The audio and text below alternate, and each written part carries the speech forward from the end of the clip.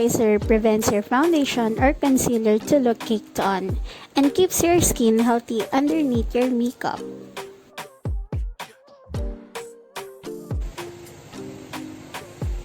For this look, I did use stick foundation. The application is quick, can be done without any additional tools like brushes or sponges, and it can also perform as a concealer and highlighter.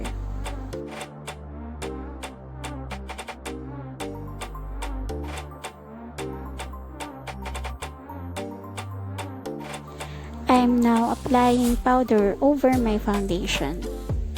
If you notice on my videos, I always use foundation that is 1 to 2 shades lighter than my skin tone.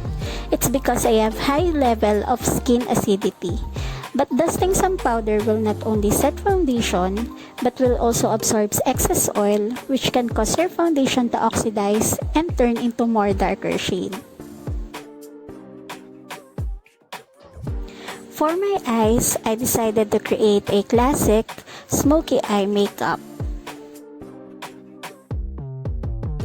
I start by applying a mid-tone shadow all over my lid.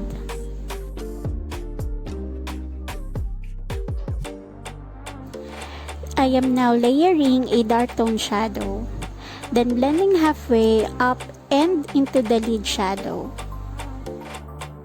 To add sparkle into my eyes, I am now applying highlighter.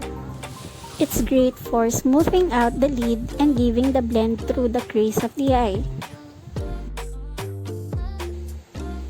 For my eyebrows, I turned my dark brown shadow into eyebrow gel. Just comment down below if you wanna know how I did it.